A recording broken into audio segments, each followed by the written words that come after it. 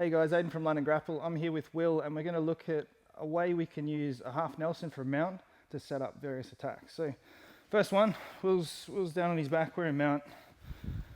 Got a good mount, our feet are sucked in, hidden behind Will's butt, just so if we're out here he's going to start to turn and knee elbow escape and create issues for me.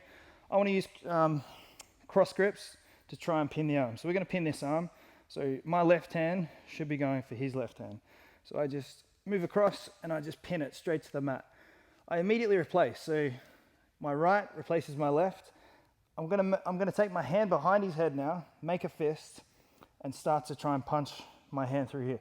I'm gonna move Will's hand a bit higher. In a round, you may not do this. You may just have to punch and force them to turn. But for the sake of drilling with your training partner, don't be too mean with this because it does provide quite a bit of neck torque. So I punch and I force Will to turn like this. If I'm struggling, I can go two fists. Will doesn't want to move here. The only thing he could possibly do if I was leaning too far forward is his head would pummel out. But all I'm looking to do is straighten my arm and keep it nice and straight behind his neck, not on his head.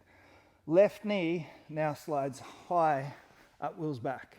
This gives us a lot of room to now move this leg, foot first, through this gap. So my foot slides through here.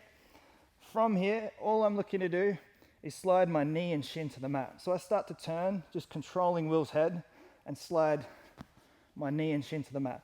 I square up with him here, so I actually put my shin on the mat. And from here, I'm just looking to squeeze. So I squeeze my knee in. If I'm not squeezing, Will's going to be able to flatten out and drag the elbow away. So just to control this position for the moment, I just squeeze the knee in, and this keeps Will's shoulder trapped to his neck.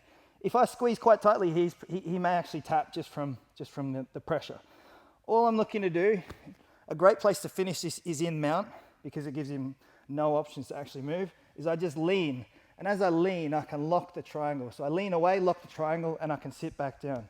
To finish, all we're doing is squeezing the knees together like this, which tightens that triangle up. So again, mounted triangle using the half Nelson, cross grips, pin the arm, switch.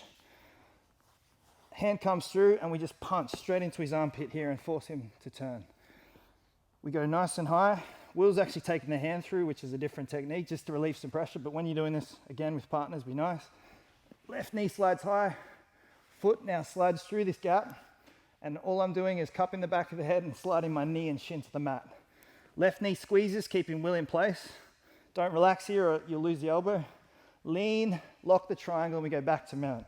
To finish, I'd just be squeezing my knees together like a scissor motion. From here, we've also got plenty of other attacks. So let's say as I go for this, pin the arm, left comes through, Will sees what's coming and he just takes the arm through. Here we could quite easily chair sit. We could go for mounted arm bars into an S mount, things like that. We can also set up like an arm in, rear naked. So what I'm looking to do from here is I'm going to keep my left knee squeezed on Will a bit. I don't want him flattening out. I want him to stay on his side. My right hand comes through, and I don't want to go too deep. I don't want to shoot it all the way through, but I want to be deep enough that I can grab my own bicep.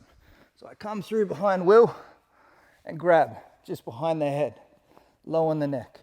I slide my left knee up so I've got a good angle. And what I'm looking to do here is like a rear naked, but I'm not going to grab my own shoulder. I'm going to cup the back of Will's shoulder. So to finish this, I pull my right elbow and I push with my hand.